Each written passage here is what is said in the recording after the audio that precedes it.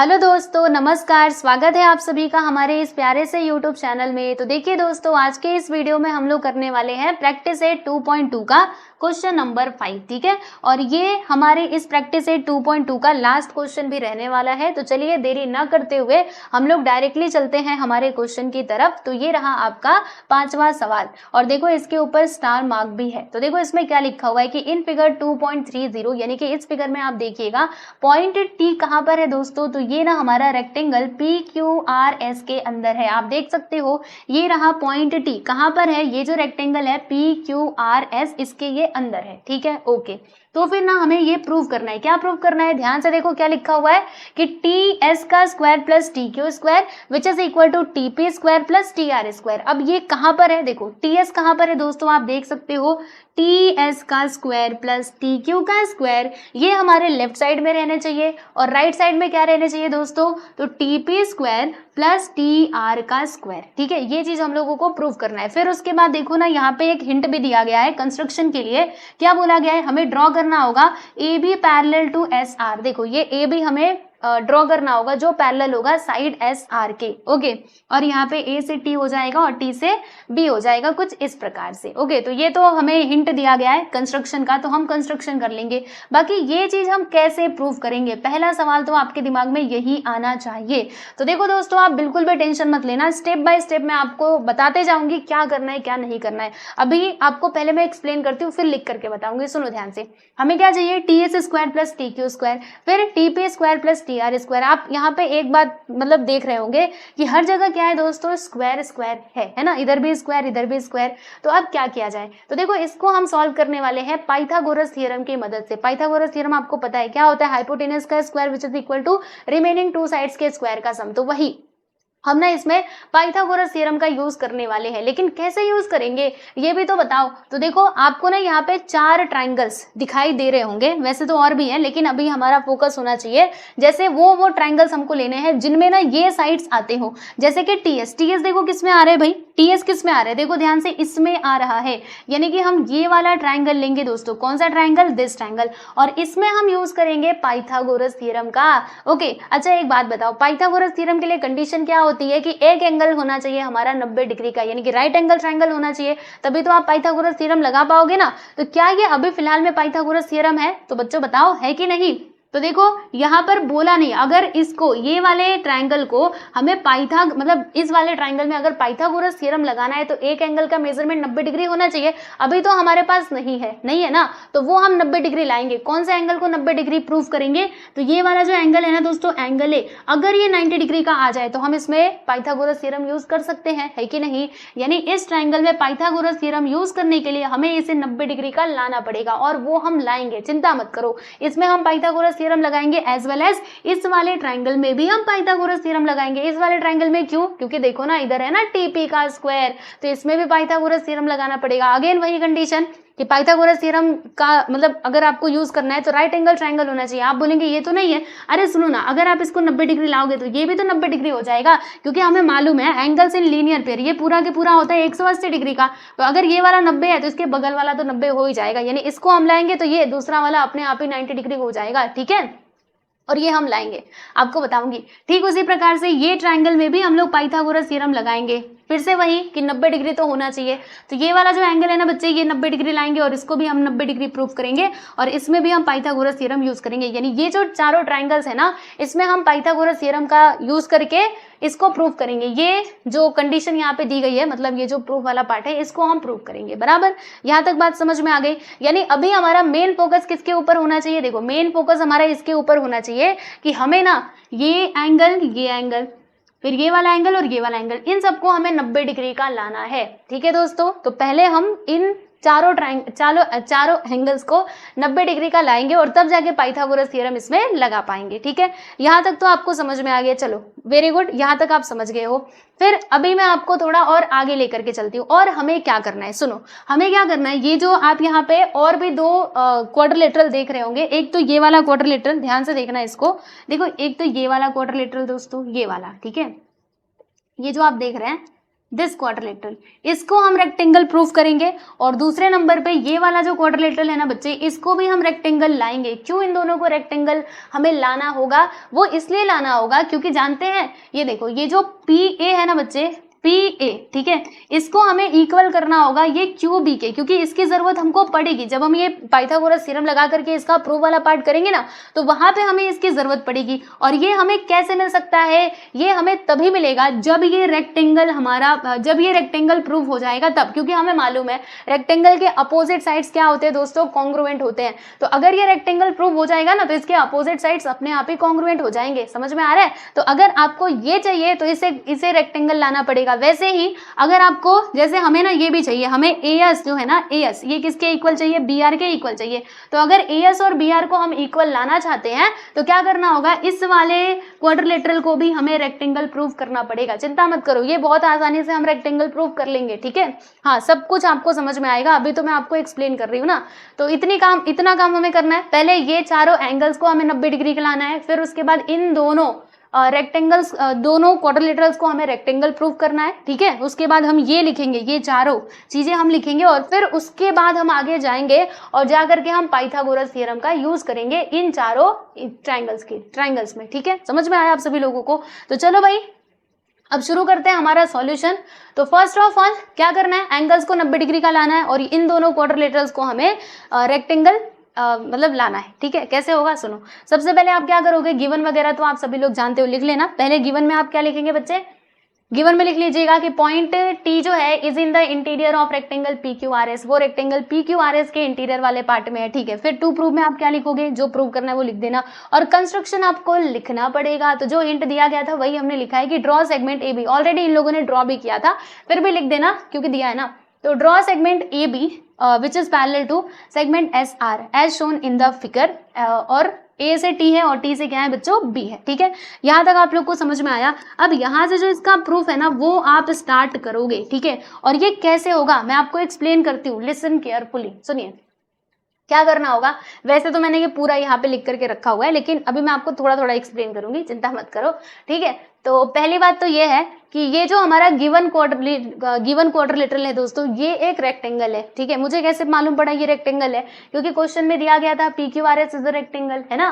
तो अगर ये रेक्टेंगल है तो एक बात बताओ, रेक्टेंगल में क्या होता है कि अपोजिट साइड्स क्या होते हैं? पैरेलल टू ईच अदर, है ना। अपोजिट साइड्स क्या होते हैं बच्चे? पैरेलल होते हैं ना। तो यहाँ पे जो पी क्यू है ये पैरेलल हो जाएगा एस आर के, बराबर। देखो, अगर quadrilateral P Q R S ये है रेक्टेंगल, ठीक है, अगर ये रेक्टेंगल है तो यहाँ पे जो पी क्यू है ना बच्चे, पी क्यू ये पैरेलल हो जाएगा। किसके पैरेलल होगा दोस्तों? एस आर के पैरेलल हो जाएगा, क्योंकि रेक्टेंगल की ये प्रॉपर्टी होती है। और दूसरी बात क्या होता है कि रेक्टेंगल में जो सभी एंगल्स है ना दोस्तों वो होते हैं हमारे 90 डिग्री के। तो मान लीजिए आपके पास कोई क्वाड्रिलेटरल है और उसमें आपने देखा कि सारे के सारे जो एंगल्स है ना वो है 90 डिग्री के, तो आप उसको रेक्टेंगल कह सकते हो। जी हाँ, कह सकते हो। वैसे ही अगर कोई रेक्टेंगल है तो उसके सारे एंगल्स अगर 90 डिग्री के हैं, मतलब अगर कोई रेक्टेंगल है तो उसके सारे एंगल्स कितने डिग्री के हो जाएंगे बच्चों? 90 डिग्री के हो जाएंगे। यानी आप क्या लिखोगे कि angle P, angle Q, angle R और एंगल S कितना हो जाएंगे? 90 डिग्री का हो जाएंगे। तो आपको दो बातें समझ में आई, पहले ये लिख लेना। क्या लिखोगे? देखो मैं इसको थोड़ा सा इधर करती हूँ, और बस अभी आपका ध्यान होना चाहिए इधर पर, इधर होना चाहिए बोर्ड पर, ठीक है। और कहीं भी ध्यान मत लगाना, इधर क्या लिखा है वो सब छोड़ो, आप इधर देखो कि क्या लिखा है मैंने। यहाँ पर मैंने लिखा कि सुनो, PQ, इसको थोड़ा और छोटा करते हैं। मैंने लिखा यहाँ पे कि quadrilateral P Q R S is a rectangle, so therefore यहाँ पे क्या हो जाएगा बच्चे? पी क्यू पैरेलल हो जाएगा एस आर के, ठीक है। और ये मैंने कहाँ से लिखा था? ये हमारा गिवन वाला पार्ट था, वहां से मैंने उठा करके इसको लिखा था, ठीक है। और फिर ये तो हो गया। और अगर ये रेक्टेंगल है तो फिर इसके सारे के सारे एंगल्स हो जाएंगे 90 डिग्री के इक्वल। तो देखो मैंने लिखा है angle P which is equal to angle Q, और ये इक्वल होगा एंगल एस के, और ये इक्वल हो जाएगा एंगल आर के, और सारे के सारे इक्वल हो जाएंगे दोस्तों हमारे 90 डिग्री के, ठीक है। और इसको आप लिखना ना, इसको आप क्या लिखोगे बच्चों? इक्वेशन नंबर 1 करके लिखोगे, क्योंकि इसकी जरूरत हमको पड़ेगी। और इसका कारण हमने क्या लिखा है? प्रॉपर्टी ऑफ रेक्टेंगल, क्योंकि रेक्टेंगल की प्रॉपर्टी होती है कि opposite sides are parallel to each other and all angles all angles are equal to 90 degree. ठीक है, यहां तक बात समझ में आ गई आप सभी लोगों को, वेरी गुड। फिर उसके बाद हमें क्या करना है, चलो ये तो खैर हम कर लेंगे, मतलब हमने यहाँ पे ये लिख दिया। फिर हमें क्या करना है दोस्तों, जानते हैं आप सभी लोग, अब कंस्ट्रक्शन में हमने क्या देखा था कि ये जो ए बी है ना, A B this is parallel to S R. देखो कंस्ट्रक्शन में हमने क्या देखा था बच्चों कि A B is parallel to S R. तो यहाँ पे अभी इन दोनों को आप ऑब्जर्व करना, P Q is parallel to S R और ए बी जो है ये पैरेलल है एस आर के। देखो दोनों साइड में, दोनों जगह क्या है, एस आर है ना। यानी हम क्या कह सकते हैं, यानी हम यहाँ पे ये कह सकते हैं कि पी क्यू पैरेलल है बच्चे ए बी के, and this is parallel to S R. मतलब ये तीनों आपस में क्या हो जाएंगे बच्चों, पैरेलल हो जाएंगे। और याद रखो मैं ये पैरेलल क्यों बता रही हूँ, क्योंकि मुझे ना ये एंगल्स को 90 डिग्री का लाना है, इसीलिए मुझे ऐसा करना पड़ रहा है। अभी देखिएगा पैरेलल लाइन और ट्रांसवर्सल वाली जो प्रॉपर्टी होती है ना, उसका यूज करके हम इसको 90 डिग्री का प्रूव करेंगे। ठीक है, तो इसीलिए हमें ये सब करना पड़ रहा है। तो देखो नेक्स्ट स्टेप में आप क्या लिखोगे, नेक्स्ट स्टेप में आप ये लिखोगे कि ए बी, सुनो ए बी मैं थोड़ा कलर चेंज कर देती हूँ, है ना। देखो यहाँ पे आप लिखोगे A B is parallel to S R, बराबर। और ये हमने कहाँ से लिखा, फ्रॉम कंस्ट्रक्शन, इसको आप लिख देना इक्वेशन नंबर 2। अब इक्वेशन नंबर 1 और 2 को अच्छे से ऑब्जर्व कीजिएगा, P Q is parallel to S R and A B is parallel to S R, दोनों जगह एस आर है। यानी हम ऐसे लिख सकते हैं 1 और 2 से कि P Q is parallel to A B and this is parallel to S R. ऐसे करके हम लिख सकते हैं, यस और नो, जी हाँ हम लिख सकते हैं। तो देखिएगा यहाँ पर ये जो तीनों जो आपके ये है ना क्या कहते हैं, तीनों लाइंस जैसे कि पी क्यू ए बी और एस आर, ये तीनों है बच्चों पैरेलल टू ईच अदर। ठीक है, क्या है, पैरेलल है, पी क्यू पैरेलल है ए बी के and this is parallel to S R. Okay, अब देखो पैरेलल लाइंस और ट्रांसवर्सल के बारे में आप लोगों को पता है। पैरेलल लाइन और ट्रांसवर्सल में क्या होता है कि जो करस्पॉन्डिंग एंगल्स होते हैं ना, वो होते हैं बच्चों कॉन्ग्रुएंट। तो यहाँ पे हम उसी का यूज करने वाले हैं। देखो जैसे कि हमें मालूम है ये एंगल पी हमारा 90 डिग्री का है, ऑलरेडी हमने इधर लिखा हुआ था, आपने देखा भी। एंगल एस भी 90 डिग्री का है, ये भी है 90 डिग्री, ये भी है 90 डिग्री। ठीक है, अभी देखो हम क्या करने वाले हैं, जैसे कि मैंने यहाँ पे लिखा, ये जो पी क्यू है ना बच्चे, ये पैरेलल है ए बी के। यहाँ से हमने देखा था, अब भी देखा था, है ना, पी क्यू किसके पैरेलल है, ए बी के पैरेलल है। और फिर ये जो आपको पी ये दिखाई दे रहा है ना दोस्तों, ये मेरा ट्रांसवर्सल हो जाएगा। अगर ये दोनों पैरेलल है तो ये मेरा ट्रांसवर्सल हो जाएगा, बराबर। फिर यहाँ पर जो बनने वाले करस्पॉन्डिंग एंगल्स है ना, वो यहाँ पे कॉन्ग्रुएंट हो जाएंगे, क्योंकि हमें मालूम है जब दो लाइंस पैरेलल होती है, एक ट्रांसवर्सल होता है, तो वहां पे बनने वाले जो करस्पॉन्डिंग एंगल्स होते हैं ना, वो होते हैं बच्चों कॉन्ग्रुएंट। तो क्या होगा, ये वाला एंगल और ये वाला एंगल, ये दोनों आपस में कॉन्ग्रुएंट हो जाएंगे। तो अगर एंगल पी है 90 डिग्री का, तो ये एंगल भी कितना हो जाएगा बच्चे, 90 डिग्री का हो जाएगा। समझ में आया आप सभी लोगों को, क्योंकि ये है 90, अभी हमने इधर लिखा था, है कि नहीं। तो ये है 90, तो ये एंगल भी कितने डिग्री का हो जाएगा दोस्तों, 90 डिग्री का हो जाएगा। तो देखो हमने इस वाले एंगल को 90 डिग्री का ला दिया। तो आप पहले इधर लिखना, ठीक है। अब देखो इधर, यहां पर देखिए हमने क्या लिखा है कि PQ is parallel to AB, बराबर। PQ is parallel to AB, so therefore ये जो PA है ना, PA ये मेरा ट्रांसवर्सल हो जाएगा, तो PA इज ट्रांसवर्सल। तो अगर ऐसा है तो फिर यहाँ पे सुनो ध्यान से, क्या होगा दोस्तों, ये वाला एंगल और ये वाला एंगल दोनों आपस में इक्वल हो जाएंगे। यानी देखो मैंने क्या लिखा है, एंगल SAB मतलब कौन सा एंगल, देखो SAB यानी कि इस एंगल की मैं बात कर रही हूँ, ये किसके इक्वल होगा, एंगल APQ यानी कि इस एंगल के। और APQ कितना है बच्चों, 90 डिग्री। तो इसलिए ये एंगल भी मेरा 90 डिग्री का हो जाएगा। और ये यहाँ पे इसका कारण क्या लिखोगे, करस्पॉन्डिंग एंगल्स। ठीक है, यहाँ तक बात समझ में आ गई, वेरी गुड। अब देखो दोस्तों क्या होता है, एंगल्स इन लीनियर पेयर आप लोगों ने बहुत अच्छे से पढ़ा है, जैसे मान लो एक लाइन है, एक बच्चे क्या है, लाइन है, ठीक है। अब मैंने यहाँ पे एक पूरी इस प्रकार से ये एंगल बना दिया, तो ये पूरा एंगल होता है 180 डिग्री का, ठीक है। तो यहाँ पे आप चाहे कितने भी एंगल्स बना लो, सभी का सम कितना होगा दोस्तों, 180 डिग्री का होगा। अब मैंने क्या किया, इसको दो भाग में बांट दिया। यहाँ से एक मैंने लाइन खींची और मैंने कहा कि ये एंगल है बच्चे 90 डिग्री का, ठीक है। तो अगर ये पूरा है 180 और ये है 90, तो ये बचा हुआ कितना होगा, बचा हुआ मेरा 90 डिग्री का होगा। सेम चीज यहाँ पर भी हम यूज करेंगे। जैसे ये देखो, ये मेरा लाइन गया हुआ है और ये पूरा क्या है, एंगल्स इन लीनियर पेयर, ठीक है। इसमें से ये एंगल है मेरा 90 डिग्री का, तो ये एंगल कितना होगा भाई, ये हो जाएगा मेरा 90 डिग्री का। दोनों आपस में इक्वल हो जाएंगे, होंगे कि नहीं। तो इसीलिए अभी आप आगे क्या लिखोगे, आगे ये लिखोगे कि जो एंगल SAB है ना, देखो एंगल एस ए बी, इसके इक्वल में कौन सा एंगल हो जाएगा दोस्तों, ये वाला एंगल हो जाएगा एंगल पी ए बी। ठीक है, क्या होगा बच्चे, angle P A B. P A B मतलब पी ए बी यानी कि ये वाला एंगल। क्यों इक्वल होगा, क्योंकि इसको दो भाग में हमने बांटा है ना, जो एंगल्स इन लीनियर पेयर था उसको दो भागों में बांट दिया है, वो भी आधा आधा। ठीक है, आपको कैसे समझेगा आधा, अरे समझ रहा है ना हमें, ये 90 है तो बचा हुआ तो 90 ही होगा, तो सीधा सीधा लिख दो ना, यहाँ पे लिखोगे angles in linear pair. Okay, S A B which is equal to P A B, और ये हो जाएगा मेरा 90 डिग्री। इसको आप लिखना बच्चे इक्वेशन नंबर 3। ठीक है, तो देखो हमने इन दोनों मिट गया क्या कुछ, रुको, हमने इन दोनों एंगल्स को, इसको भी और इसको भी 90 डिग्री का ला दिया है कि नहीं, बोलो हाँ। और इसको इक्वेशन नंबर 3 आप लिख देना। ठीक है, यहाँ तक बात समझ में आ गई, ओके जी, अच्छी बात है। फिर यहाँ पर देखो, अब हमें इन दोनों एंगल्स को भी तो 90 डिग्री का लाना था, तो जैसे हमने इन दोनों को 90 डिग्री लाया, क्या हम वैसे इन दोनों को ला सकते हैं, जी हाँ ला सकते हैं। देखो ये दोनों है पैरेलल, ठीक है, तो फिर ये हो जाएगा मेरा ट्रांसवर्सल, और अगर ये ट्रांसवर्सल होगा तो फिर ये वाला एंगल और ये वाला एंगल दोनों हो जाएंगे इक्वल, यानी कि 90 डिग्री के। Why, because they are corresponding angles. ठीक है, तो ये हो जाएगा 90 डिग्री का। अब अगर ये 90 है तो इसके जस्ट बगल में जो है ये भी तो 90 हो जाएगा, एंगल्स इन लीनियर पेयर है ना। तो जैसे हमने इसको प्रूव किया, इन दोनों को 90 लाया, वैसे हम इन दोनों को भी 90 ला सकते हैं दोस्तों। ओके, तो वापस से आपको फिर से ये सब लिखने की जरूरत नहीं है, आप डायरेक्टली ये लिख देना कि similarly we can prove that, यहाँ पे लिखो similarly we can prove that, यानी सिमिलरली हम ये प्रूव कर सकते हैं। क्या प्रूव कर सकते हैं बच्चे, कि आर बी ए मतलब कौन सा एंगल, देखो बताती हूँ मैं आप लोगों को, आर बी ए बोला है ना, तो आर बी ए यानी कि ये वाला एंगल, और क्यू बी ए यानी कि ये वाला एंगल, दोनों के दोनों हो जाएंगे 90 डिग्री के, और इसको लिखना है इक्वेशन नंबर 4। समझ में आ रहा है, मतलब वापस से इतना सारा करने की जरूरत नहीं है कि फिर से करस्पॉन्डिंग लिखो, फिर जाके इन दोनों को ये बोलो और एंगल्स इन लीनियर पेयर लिखो, इतना लिखने की जरूरत नहीं है। सीधा सीधा यही लिख दो कि similarly we can prove that कि this two angles are of 90 degree. ठीक है, ये लिख देना, इसको आप लिखना बच्चों इक्वेशन नंबर 4। ठीक है, तो आप देख सकते हो जो हमारा पहला काम था कि चारों एंगल्स को हमें 90 डिग्री का लाना था, वो हमने ला दिया। ये एंगल ये भी है 90 डिग्री, ये भी है 90 डिग्री, ये भी है 90 डिग्री। चलो पहला काम तो हमारा कंप्लीट हुआ, यानी कि ये चारों ट्रायंगल्स में हम लोग पाइथागोरस थ्योरम का यूज तो कर सकते हैं,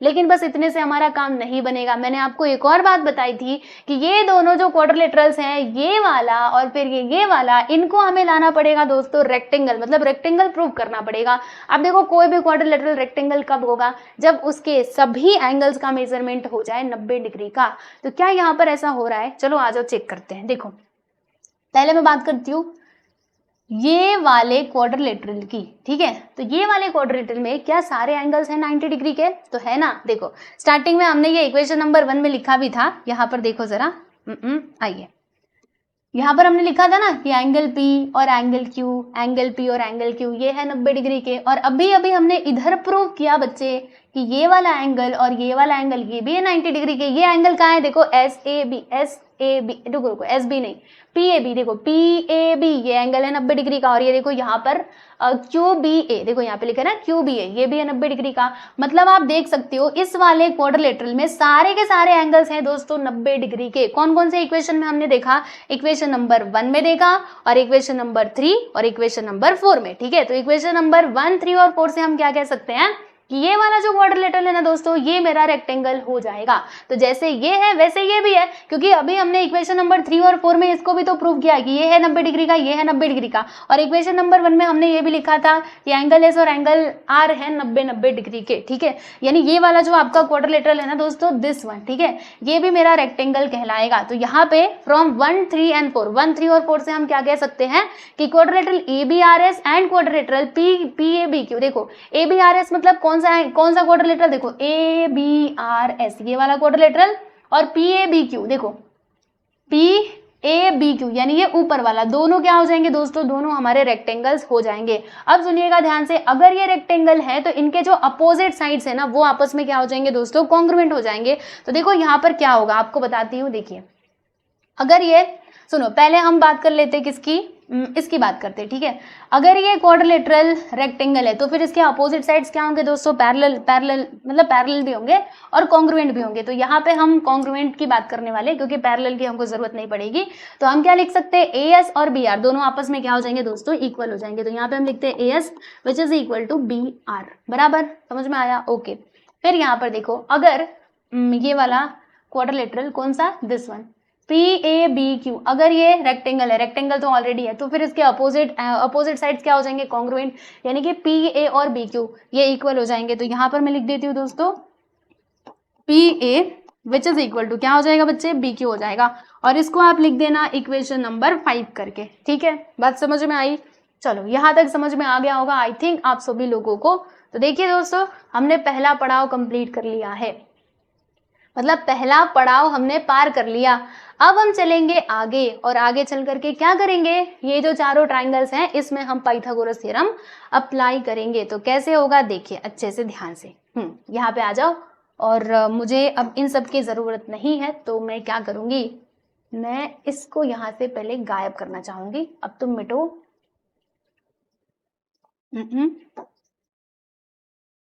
इसको मैं यहाँ से अब हटा देती हूँ, बस मुझे फिगर चाहिए ना, और कुछ नहीं चाहिए। तो देखो अब हमें क्या करना है, यहाँ पर मैं लिख देती हूँ बच्चों नाव, ठीक है। अब ध्यान से देखते रहना, इसको मैं थोड़ा सा और बड़ा कर देती हूँ, ठीक है ना। इसमें अब देखो आप, पहले हम ये वाला ट्राइंगल ले लेते हैं। कौन सा ट्राइंगल दोस्तों, ये वाला ट्राइंगल, ठीक है, ट्राइंगल TAS, ओके। तो यहाँ पे हम लिखते हैं in triangle TAS। Triangle TAS में हमने क्या देखा था कि ये वाला जो एंगल है ना दोस्तों, ये है 90 डिग्री का। और हमने कहाँ पर देखा था ये 90 डिग्री का है, तो हमने यहाँ पर देखा था भाई, देखा था ना SAB। देखो इक्वेशन नंबर 3 में हमने देखा था SAB, मतलब यही वाला तो ट्राइंगल है SAB, यानी इसी एंगल की बात की जा रही है, ठीक है। तो इसको आप सीधा सीधा लिख सकते हो 90 डिग्री का। तो यहाँ पर हम क्या लिखेंगे दोस्तों, यहाँ पे हम लिख देते हैं एंगल SAT। देखो SAB बोलो या फिर SAT बोलो, बोथ आर सेम, दोनों का मीनिंग सेम है ना। तो हम यहाँ पे सीधा सीधा SAT बोल सकते हैं। ये है दोस्तों, ये है हमारा 90 डिग्री का। और ये हमने कहाँ से लिखा, तो फ्रॉम 3। आप ऐसे लिख करके बता देना कि ये हमने 3 से बोला है ना, 3 था ना इधर, देखो इक्वेशन नंबर 3, ठीक है। तो अब इसमें पाइथागोरस थ्योरम हम लगा सकते हैं। तो क्या लिखेंगे, बाय पाइथागोरस थ्योरम।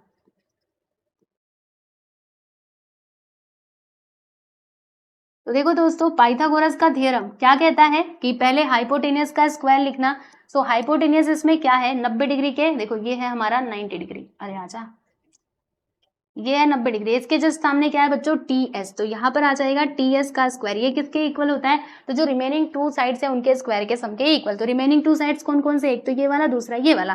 तो आप क्या लिखोगे, AT square plus AS square. तो यहाँ पर आ जाएगा दोस्तों AT स्क्वायर प्लस AS का स्क्वायर, और इसको आप लिख देना इक्वेशन नंबर 1 करके, ठीक है। चलो अच्छी बात है। फिर हम क्या करेंगे, फिर से हम ट्राइंगल लेंगे। कौन सा, अभी ये वाला अभी ट्राइंगल ले लेते हैं PAT, ओके। तो यहाँ पे हम लिखेंगे दोस्तों इन ट्राइंगल PAT।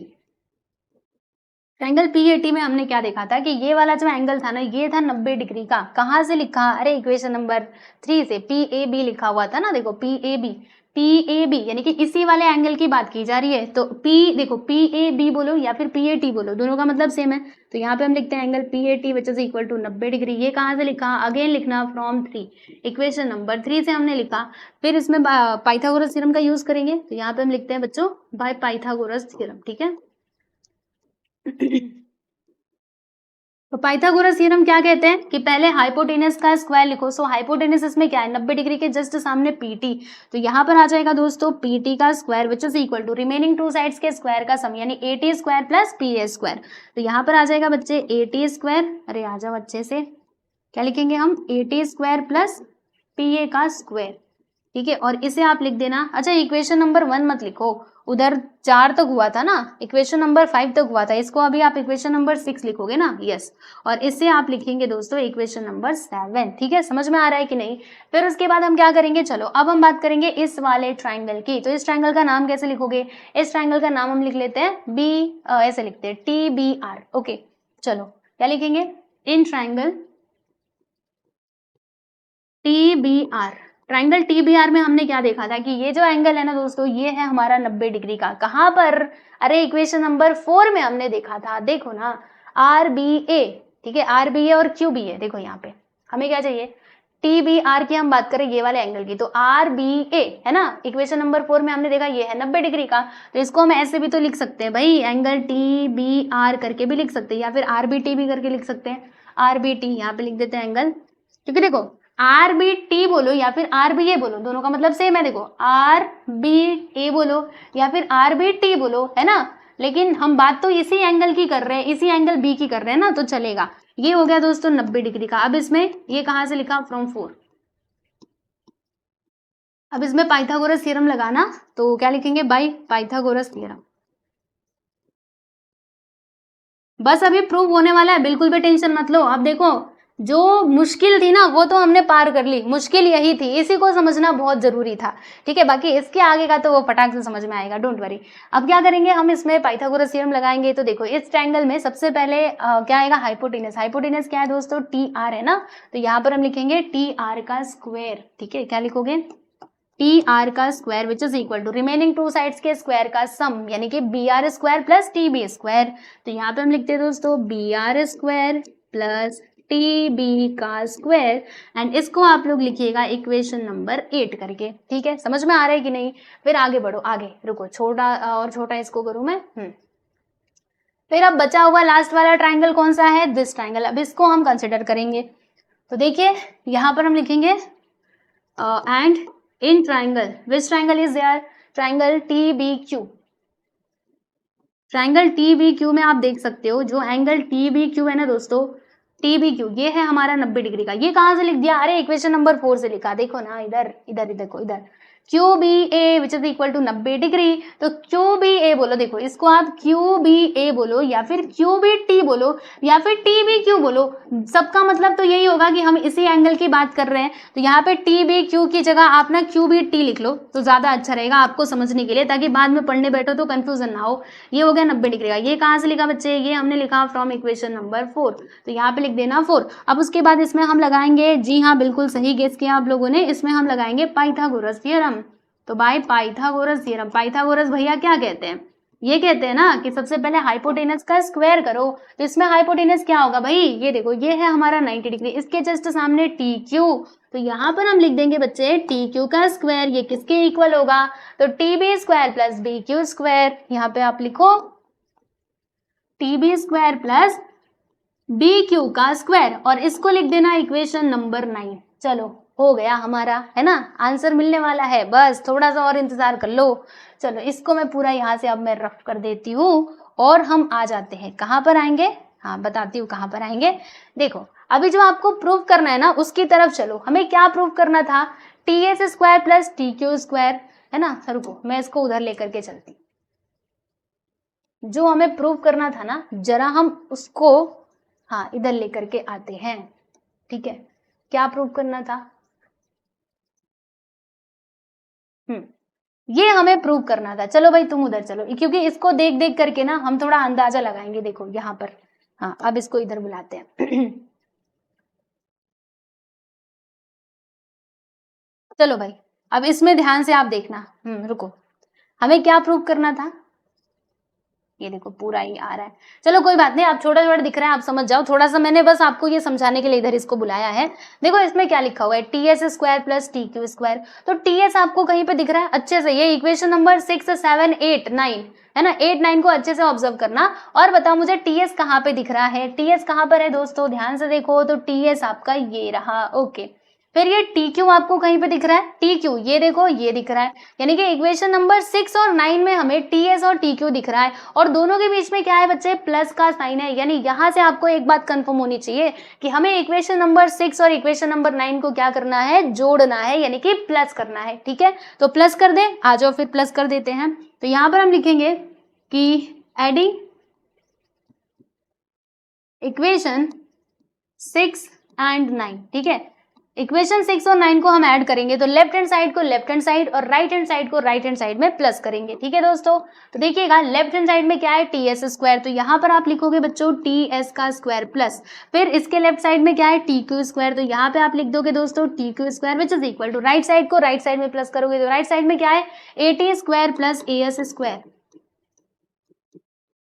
फिर इसके राइट साइड में क्या है, देखो इसके राइट साइड में है T B square plus B Q square.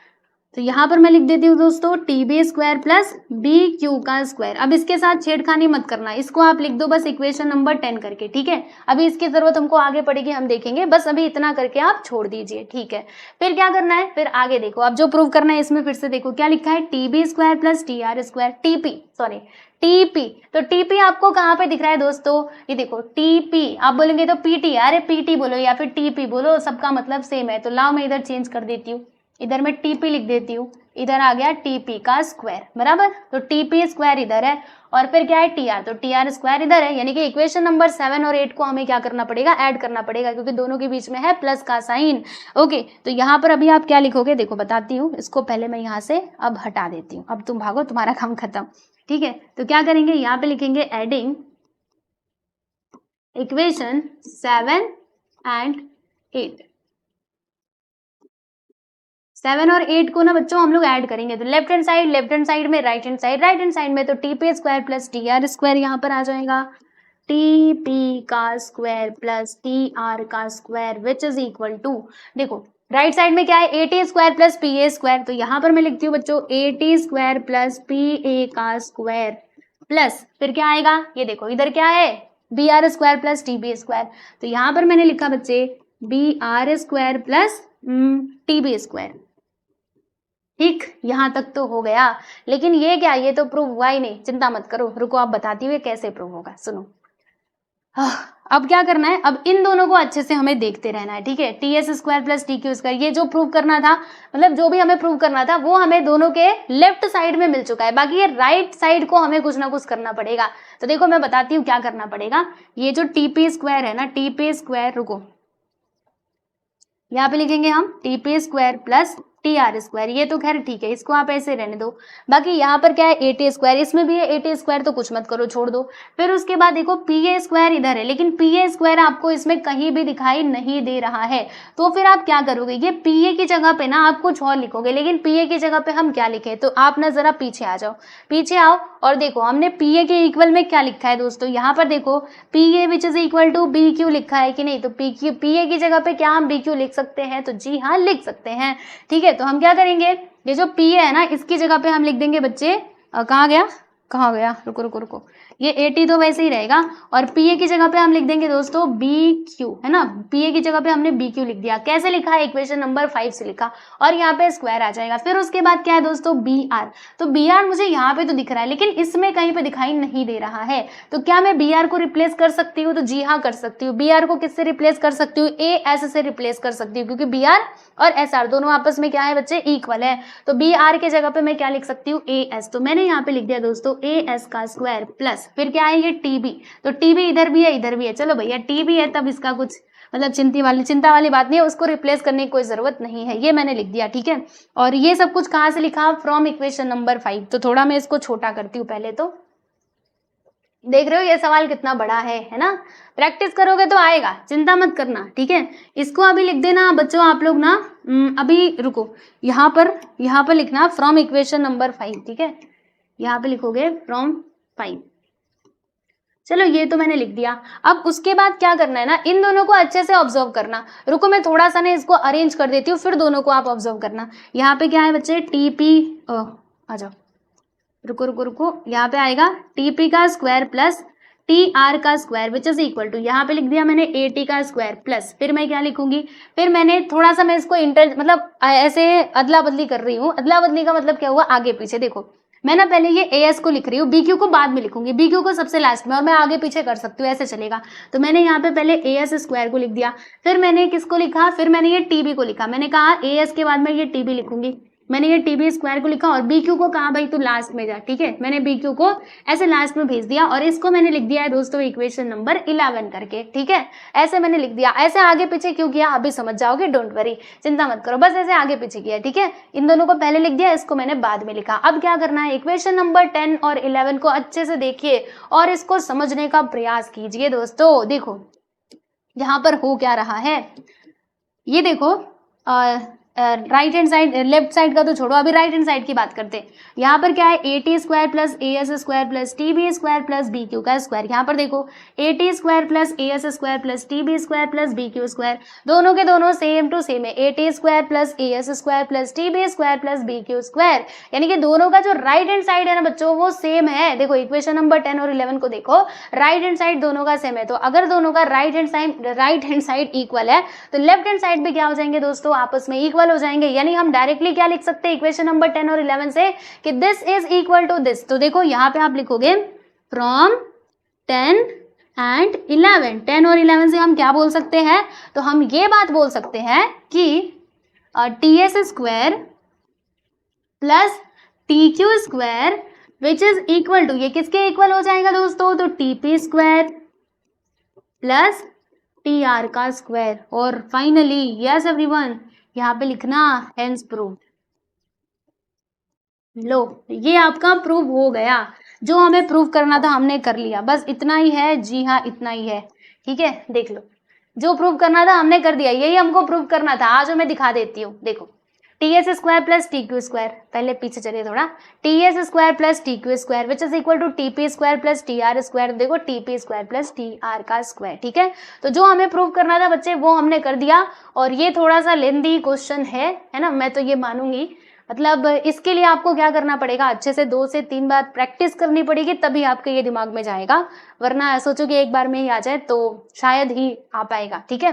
तो इसीलिए प्रैक्टिस करना, पहले ये पूरा पार्ट समझना एंड देन ये वाला। इधर का तो खैर इजी है कि पहले बस इसमें पाइथागोरस थ्योरम लगाना है और इसमें बस थोड़ा सा इधर उधर करना है और मिल जाएगा आपका आंसर, ठीक है। तो फाइनली क्वेश्चन नंबर 5 कंप्लीट हुआ, और इसी के साथ ही हमारा प्रैक्टिस है 2.2 होता है दोस्तों कंप्लीट, और हमारा ये चैप्टर नंबर 2 भी कंप्लीट होता है। प्रॉब्लम सेट तो मैंने आपको करा ही दिया है, प्रॉब्लम सेट का भी वीडियो आपको मिल जाएगा, हमारे प्लेलिस्ट सेक्शन में जाओगे सारे वीडियोस लाइन से मिल जाएंगे, लास्ट में प्रॉब्लम सेट के भी वीडियोस मिल जाएंगे। तो बिल्कुल भी टेंशन मत लेना, अच्छे से पढ़ाई करते रहना। और अगर आपको पीडीएफ चाहिए तो ये रहा हमारा टेलीग्राम चैनल, ये हमारा एप्लीकेशन है दोस्तों, इसको भी आप मतलब डाउनलोड कर सकते हो प्ले स्टोर से, प्लेलिस्ट से नहीं, प्ले स्टोर से। ये हमारी इंस्टाग्राम आईडी है, आप लोग यहाँ पर भी हमें फॉलो कर सकते हैं, ठीक है। तो चलिए दोस्तों मिलते हैं नेक्स्ट वीडियो में, बाय एवरीवन।